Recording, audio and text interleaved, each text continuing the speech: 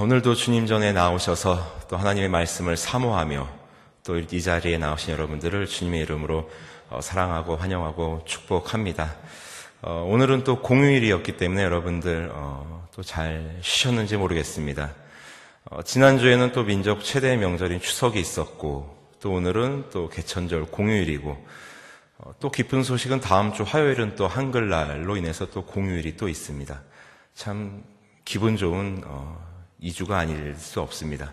자, 여러분들 또한 쉼을 통해서 또 많이 충전도 누리시고 또 이 시간을 통해서 또 하나님의 말씀도 더욱더 사모하며 또 하나님의 말씀으로 인해서 참된 은혜와 평강 속에 거하는 귀한 이 시간이 되기를 주님의 이름으로 소원합니다.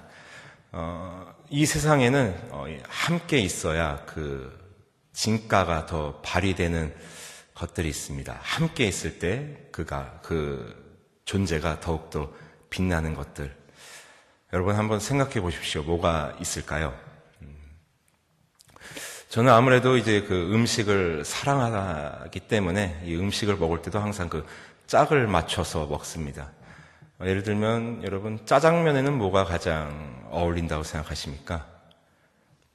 짜장면에는 뭐 보통 단무지 이렇게 얘기하시는데 아닙니다. 짜장면에는 탕수육입니다.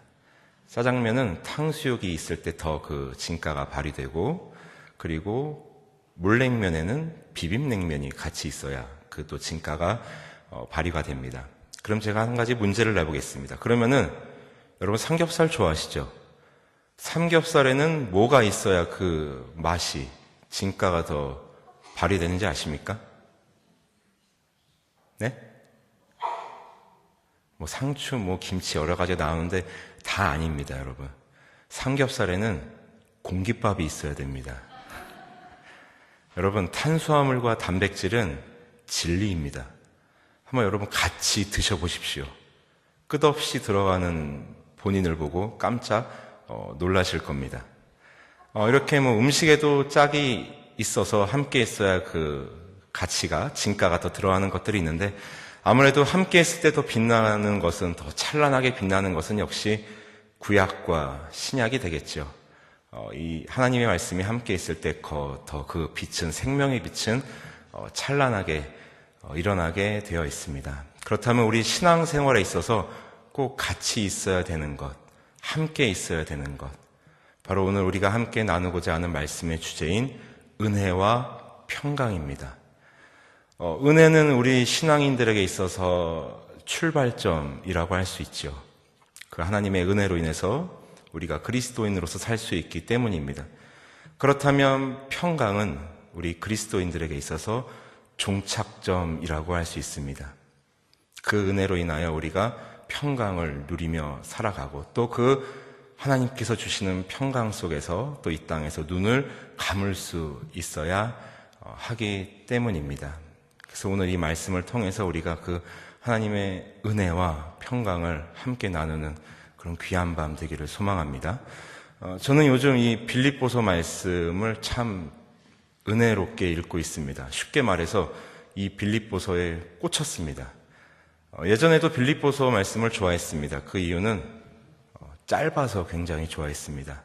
4장밖에 안 되니까 성경 한 권을 읽기에 아주 최적화된 그런 성경이기 때문에 굉장히 이 빌립보서를 사랑했습니다. 그러나 저도 이제 나이가 들고 삶의 경험이 조금씩 쌓이고 또 신앙의 연수가 쌓이면서 이 짧지만 이 빌립보서에서 캐내는 그 진리의 광맥, 그 즐거움이 정말 쏠쏠하게 다가오고 있습니다. 그래서 이 빌립보서 말씀, 이 40살이 되어서 읽는 이 빌립보서의 그 은혜와 그 속에 담겨있는 하나님의 그 진리, 또 나를 향하신 또 그 하나님의 섭리를 그 캐는 즐거움이 참 많이 큽니다. 그래서 그 즐거움을 여러분들과 함께 나누고자 오늘 이 본문 말씀을 택했습니다.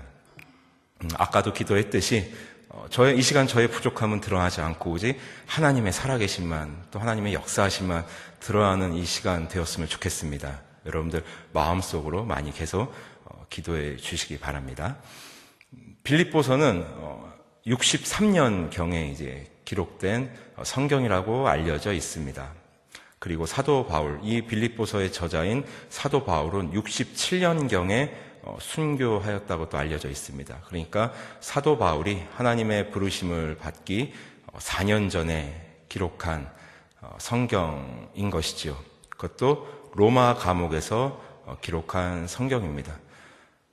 당시 사도 바울은 이제 그 투옥된 상황 속에서 하루하루 자신의 생명이 이제 어떻게 될지 장담할 수 없는, 이제 알 수 없는 이제 그런 상황이었습니다. 또 그런 상황에서 이제 그 빌립보 교회를 향하여 쓴 편지이기 때문에 이 빌립보서를 읽다 보면은 그 빌립보 교회를 향한, 빌립보 성도들을 향한 이 사도 바울의 사랑, 애틋함, 그리움들이 이제 뚝뚝 묻어나는 것을 볼 수가 있습니다.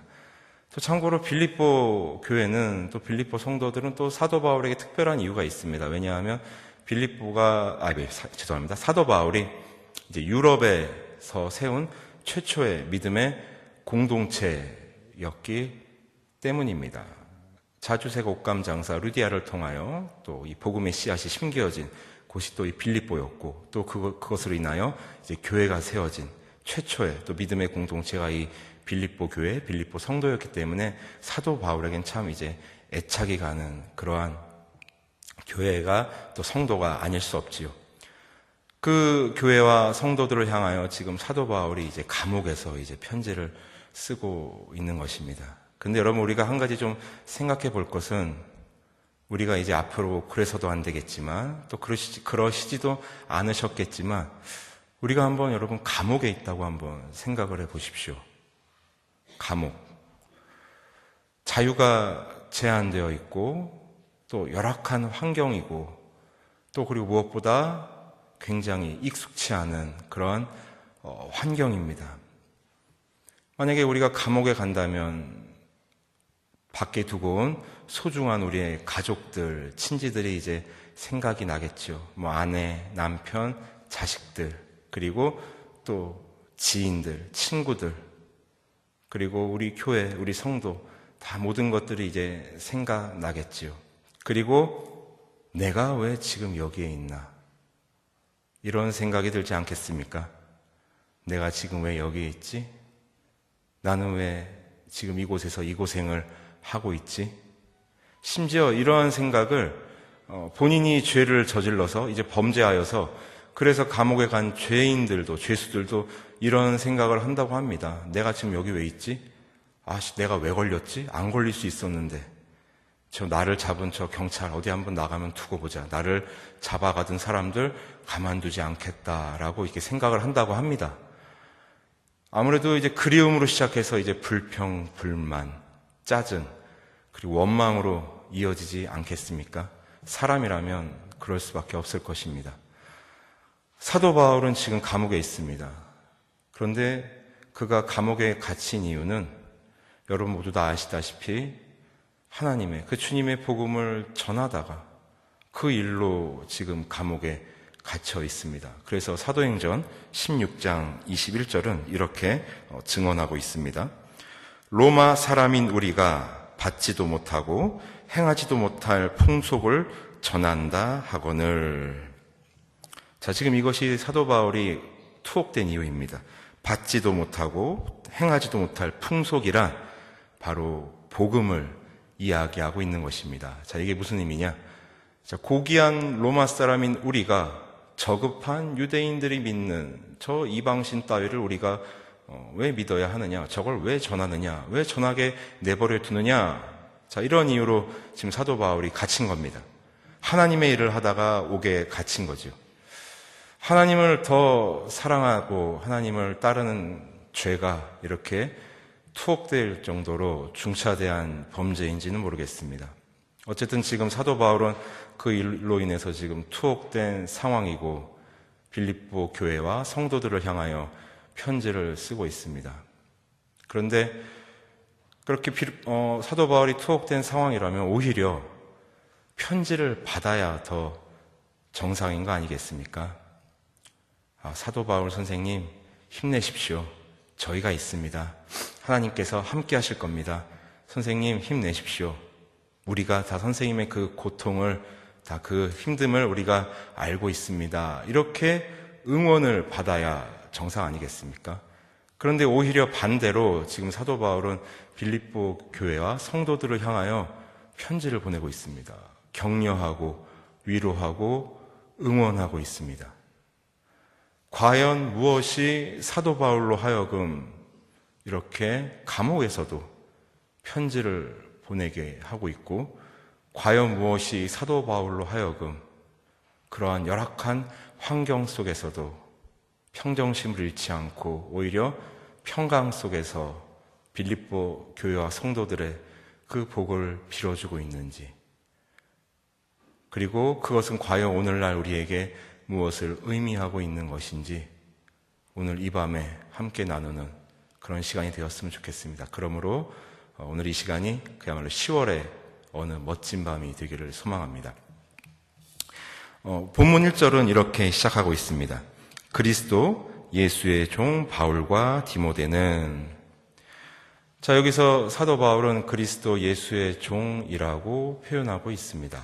여기서 종은 그 원어로 둘로스, 그러나 여기 헬라어 성경에는 그 둘로스 단수로 쓰이지 않고 복수형 둘로이 이렇게 쓰였다고 합니다. 즉 정확히 번역하면 그리스도 예수의 종들 이런 거죠. 그 이유는 이제 사도 바울이 바울과 본인과 이제 디모데를 이제 언급했기 때문입니다. 근데 여러분, 사도 바울이 서신을 기록할 때, 편지를 쓸 때 항상 본인의 사도됨을 먼저 기록했습니다. 본인의 사도됨을 나타냈다는 얘기죠. 하나님의 사도된 바울은, 하나님으로부터 보내심을 받은 사도된 나 바울은, 이렇게 본인의 그 사도됨을 나타냈다는 것입니다. 로마서, 고린도전서, 갈라디아서, 에베소서 같은 서신서에서는 이렇게 사도됨을 먼저 사도 바울이 이제 천명하고 이제 서신을 기록했습니다. 그러나 빌립보서만큼은 그리스도의 종이라고 본인을 표현했습니다. 여러분, 종이 무엇입니까? 이 종의 그 원래의 뜻은 이 묶여 있다라는 그러한 뜻입니다. 그러니까 그리스도의 종이라고 표현했으니까 그리스도께 묶여 있다라는 그런 의미가 되겠죠. 여러분, 종은, 여러분들이 생각하신 종은 그야말로 본인의 삶이 없습니다. 주인의 의지에 따라, 주인의 결정에 따라, 주인의 판단에 따라 움직이는 사람이 바로 종입니다. 자신의 생사 여부도 본인이 결정할 수 없는, 그야말로 자신의 모든 것을 이제 주인이 쥐고 있는 사람이 바로 종인 것이죠. 사도 바울의 삶을 보면은 자신을 종이라고 표현한 것이 또 수긍되기도 합니다. 사도 바울은 본인의 뜻대로, 본인의 의지대로, 본인의 욕심대로 살지 않았죠. 그야말로 날마다 하나님의 뜻을 묵상하고 하나님의 그 계획하심을 날마다 여쭤보며 하나님의 뜻을 이루어드리기 위하여, 하나님 나라 위하여 죽음도 불사하고 그렇게 살아간 사람입니다. 사도 바울이라고 해서 왜 본인의 꿈과 또 소망이 없었겠습니까? 그러나 그는 그리스도의 종답게, 그리스도께 묶여있던 사람답게 그러한 삶을 살았습니다. 그리고 그리스도의 종이라고 표현했지요.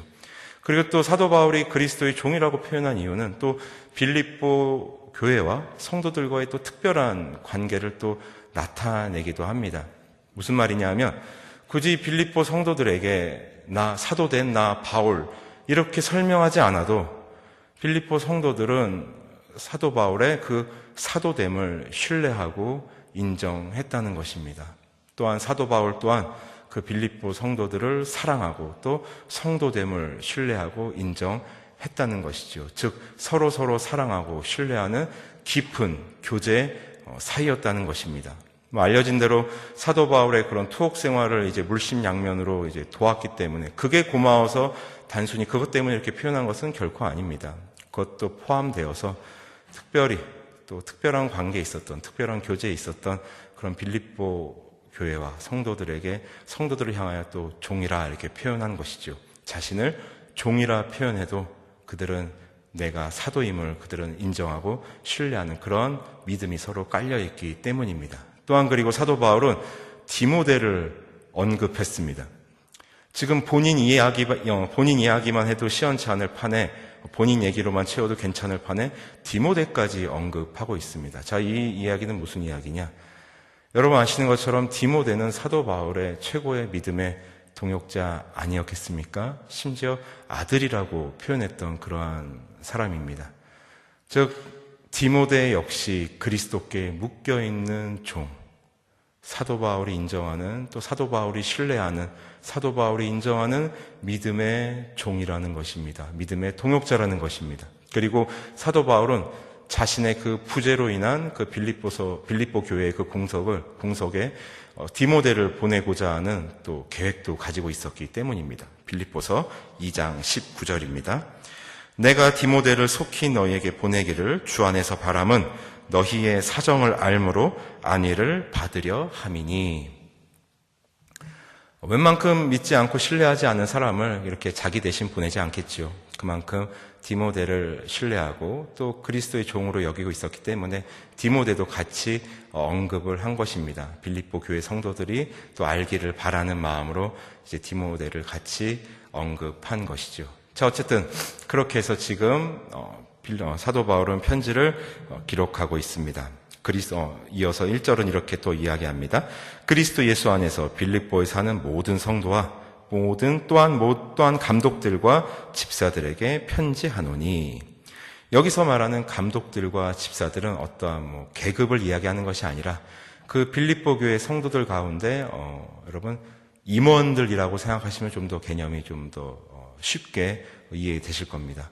즉 빌립보 교회 내에서 좀 더 이제 맡아서 일을 하는 그러한 임원들에게도 지금 사도 바울은 편지를 보내는 겁니다. 즉 쉽게 말해서 빌립보 교회에 있는, 빌립보에 사는 모든 성도들에게 지금 사도 바울은 편지를 보내고 있는 것입니다. 지금 수신처가 명확하게 나와 있습니다.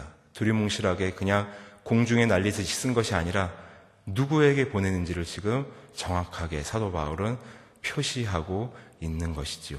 왜냐하면 늘 그곳을 그리워하고 애틋하게 생각하고 있기 때문입니다. 빌립보 교회는 우리가 생각하는 것처럼 잘 조직화된 그런 교회가 아닙니다. 그러한 로마의 그런 지배 속에 있는 그 빌립보 가운데, 로마 황제의 논리와 황제의 지배가 가득한 그 빌립보 가운데 이제 막 믿음으로 자생하여서 이루어진 그 작은 신앙 공동체입니다. 자, 그들을 생각하며 지금 사도 바울은 편지를 쓰고 있는 것입니다. 그리고 2절은 또한 이렇게 시작하고 있습니다. 하나님 우리 아버지와 주 예수 그리스도로부터 은혜와 평강이 너희에게 있을지어다. 하나님 우리 아버지와 주 예수 그리스도로부터 은혜와. 자, 은혜의 출처가 지금 어디입니까? 하나님 우리 아버지와 주 예수 그리스도. 여러분께 한번 여쭤보겠습니다. 여러분, 은혜가 무엇입니까? 은혜. 우리는 참 이 은혜라는 말을 많이 우리는 사용합니다. 늘 입에 달고 산다고 해도 과언이 아니죠. 여러분, 그렇다면 과연 은혜가 무엇입니까? 은혜는 선물이죠. 선물. 값없이 받은 선물. 그렇다면 그 선물은 무엇입니까? 예수 그리스도이십니다. 하나님께서 인간의 몸으로 이 땅에 오신 성자 하나님이신 예수 그리스도, 그리고 그 예수 그리스도를 믿는 믿음이 선물입니다. 은혜입니다. 그리고 그 믿음으로 인하여 우리가 무엇을 받았습니까? 구원을 받았습니다. 그 구원을 받음으로 인하여 하나님 백성이 됨으로 인하여 우리는 하나님과의 관계가 회복되었습니다. 자, 여러분, 은혜라는 딱 한 단어를 들었을 때 여러분, 이 개념이 여러분 머릿속에 정립되셔야 합니다. 은혜, 예수 그리스도, 그 예수 그리스도를 믿는 믿음, 그 믿음으로 인하여 얻은 구원, 그 구원으로 인하여 회복된 하나님과의 관계, 하나님과의 관계가 복원되었다는 것이죠. 하나님과의 관계가 하나님과 화평을 이루었다는 것입니다. 원래대로. 그래서 우리는 하나님을 무엇이라고 부를 수 있습니까? 아버지라고 부를 수 있는 것입니다. 여러분, 제가 우리 담임 목사님을 참 존경합니다. 제가 존경한다고 해서 제가 우리 담임 목사님께 아버지 이럴 수 있습니까? 그래서도 안 되고 또 그러면 큰일 납니다, 여러분. 우리는 그럴 수 없습니다. 인간이 인간에게는 그럴 수 없습니다만 우리는 하나님께 아빠, 아버지라고 부를 수 있습니다. 왜요? 하나님의 은혜로 인해서 말입니다. 온 우주 만물을 창조하시고 역사의 주인 되시며 지금도 모든 시간을 주관하시는 그 하나님을 우리가 아빠, 아버지라고 부를 수 있는 것입니다. 그것이 은혜입니다. 그 은혜를 깨닫고 은혜가 우리 안에 확실하게 정립되면 우리에게 찾아오는 것이 있습니다. 바로 평강입니다. 하나님께서 우리의 아버지가 되어주신다는데, 하나님께서 우리의 아빠, 아버지가 되어주신다는데, 내가 하나님과의 관계가 회복되었다는데, 내가 하나님과 화평을 이루었다는데 무엇이 두렵겠습니까? 죽음인들 두렵겠습니까? 지금 그렇기 때문에 사도 바울은 그 주님 주시는 그 은혜 안에 평강에 거하며 지금 편지를 쓰고 있는 것입니다. 내가 누리고 있는 이 은혜와 평강이 너희에게도 함께하기를 바란다는 것입니다. 우리가 하나님의 은혜 안에 평강 안에 거한다고 해도 여러분, 근데 문제가 있습니다. 우리가 그 안에 거한다고 해도 세상은 달라지지 않습니다. 여러분, 어느 세상, 어느 시간이었든지 간에 그리스도인이 핍박받지 않던 시대는 없었습니다. 기독교가 박해받지 않던 시대는 없었다는 얘기입니다. 일제강점기였다고 해서 더 기독교가 우리 믿음이 박해받았던 것도 아니고 요즘이라고 해서 우리가 편한 것도 아닙니다. 사단은 언제나 일정하게 우리를 괴롭히고 우리를 넘어뜨리려고 하고 있습니다. 사도 바울은 또한 그것을 이야기하는 겁니다. 빌립보에 있는 교회와 성도들에게 이야기합니다. 너희들의 앞으로의 그 신앙의 여정이 결코 순탄치는 않을 거야. 아니, 오히려 힘들 거야. 어쩌면 내가 왜 믿었나 후회할 날도 올 수 있을 거야. 그러나 그러한 상황이 온다 할지라도 우리는 하나님의 자녀로서 하나님 아버지와 그리스도로부터 오는 그 은혜와 평강 속에서 너희가 흔들림 없이 거하기를 소망한다. 그러한 마음으로 지금 편지를 쓰고 있는 것입니다. 그리고 그 소망과 바람은 2000년 전에 빌립보 교회 성도들과 그 교회들에게만 국한된 것이 아니라 오늘날 바로 우리에게도 적용된다는 것입니다. 여러분, 하나님의 은혜를 받으셨습니까? 그 은혜 아래 지금 은혜를 누리고 계십니까? 그렇다면 우리는 평강, 그 평화 속에 있어야 합니다. 거듭 말씀드리지만 평화는 아무 일도 일어나지 않는 것이 아닙니다. 빗발치는 포화 속에서 어미새가 자신의 새끼들을 품고 있는 그 품속이 참된 평강, 평화, 평안인 것입니다. 우리는 이 험한 풍랑과도 같은 세상 속에서 평강을 누릴 수 있어야 합니다. 그것이 그리스도인입니다. 그것이 은혜를 입은 자들이라는 것입니다. 자, 그러므로 사랑하고 존경하는 성도 여러분, 우리가 매 순간 주님의 그 은혜와 평강 속에 거하기 위하여서는 우리가 씨름해야 합니다. 날마다 씨름하고 전심전력하고 전력 투구해야 합니다. 우리의 삶을 최선을 다해서 살아드려야 합니다. 무슨 얘기냐? 주님께서 주시는 그 은혜와 평강을 우리의 삶으로 표현해야 된다는 것입니다. 우리의 손과 발로 나타내야 한다는 것입니다.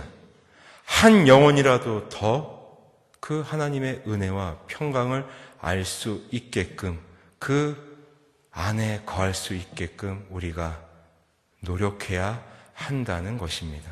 그것이 하나님께서 먼저 우리를 믿는 자들로, 백성들로 택해 주신 이유입니다. 잠깐 제 얘기를 해서 죄송합니다만 제가 요즘 들어서 가장 많이 듣는 질문이 있습니다. 바로 아내는 괜찮으십니까? 라는 질문입니다. 참 그 질문을 들을 때마다 감사하기도 하고 송구스럽기도 합니다. 아시다시피 이제 2달이 됐네요. 2달 전에 이제 그 간암 수술을 했고 지금 아직도 이제 회복 단계에 있습니다. 지금 상황을 말씀드리면 많이 회복됐고 이제 2주 전부터 예배에 참여하고 있습니다. 그러나 아직 친정에 머물면서 이제 아직도 치료에 매진을 하고 있고요. 좀 더 그 치료를 받아야 일상생활이 좀 가능할 걸로 여겨지고 있습니다. 그래서 지금 저는 2달간 저와 저희 딸 하연이 둘이서 가정을 열심히 지키고 있습니다. 2달 전을 생각하면 저도 여러분 저는 되게 겁이 많습니다. 또 두려움도 많습니다. 앞으로 어떻게 해야 되나 하는 겁이 났었고 또 무섭기도 했었습니다. 사실이었습니다. 그리고 회복되지 않은 아내를 보면서 또 아파하는 아내를 보면서 많이 떨려했던 것도 사실입니다. 그러나 언젠가 우리 담임 목사님 말씀 중에서 이런 말씀을 하셨지요. 우리의 존재만으로도 하나님께서 기뻐하신다는 것, 하나님께서 행복해 하신다는 것. 병상에 누워있는 우리의 아내의 존재만으로도 또 저의 존재만으로도 저의 딸아이의 존재만으로도 우리의 가정의 존재만으로도 하나님께서는 기뻐하신다는 그런 확신이 드는 순간 말로 표현할 수 없는 평안함이 찾아왔습니다. 그렇다고 해서 저의 지금 삶이 달라지지 않았습니다. 아침부터 전쟁입니다. 딸아이를 이제 등교시켜야 되기 때문에 아침부터 전쟁이 펼쳐지지만 그러나 그것이 더 이상 두렵거나 무섭지 않습니다. 그것이 극복해야 할 대상으로 여겨지지도 않습니다. 그렇게 챙겨야 될 딸아이가 있다는 것, 그렇게 지켜야 할 아내가 있다는 것, 그렇게 사수해야 할 가정이 있다는 것, 그리고 더욱더 섬겨야 할 교회가 있다는 것, 그 말로 형용할 수 없는 하나님의 은혜가 깨달아지니 평강은 찾아오게 되었습니다. 그래서 지금 여러분 저는 괜찮습니다. 행복하고 평안합니다. 비단 어디 저의 삶만 이렇겠습니까? 여러분들의 삶도 동일할 것이라 여겨집니다. 그 평강의 하나님께서 사도 바울과 함께 하셨던 것처럼 사도 바울의 아빠 아버지가 되셨던 것처럼 저의 아빠 아버지가 되셨던 것처럼 바로 여러분들의 아빠 아버지가 되어 주신다는 것입니다. 그러므로 우리는 하나님과의 관계가 회복되었고 하나님과 하나가 되었고 그 은혜와 평강 안에 거할 수 있다는 것입니다. 여러분 아무것도 두려워하지 마시고 그저 지금처럼 열심히 믿음 안에서 흔들림 없이 신앙의 여정을 걸어가시길 바랍니다. 그렇게 우리가 우리의 신앙의 발걸음을 뚜벅뚜벅 걸어가게 된다면 사도 바울처럼 그러한 삶을 살아가게 된다면 우리를 책임지고 인도하실 분은 하나님이십니다. 왜냐하면 우리를 지으시고 부르시고 우리를 인도해 가시는 분이 하나님이시기 때문입니다. 우리 말씀을 마치면서 우리 찬양을 한 곡 여러분들과 함께 나누었으면 좋겠습니다. 이 말씀을 준비하면서 머릿속에 떠나지 않은 찬양이 있었습니다. 바로 하나님의 은혜라는 찬양인데요. 이 찬양이 우리의 믿음의 삶의 고백이 되었으면 좋겠습니다. 단순히 입술의 즐거움을 위한 고백이 아니라 풍랑과도 같은 이 험한 세상 속에서 우리를 그리스도인으로 불러주시고 하나님의 자녀 삼아주시고 지금도 평강 속에서 우리를 인도하시는 그 하나님을 우리가 바라보며 우리의 삶의 고백으로 함께 고백을 했으면 좋겠습니다. 우리가 그렇게 찬양으로 고백하고 우리의 삶으로 고백할 때 하나님께서 우리와 세상 끝날까지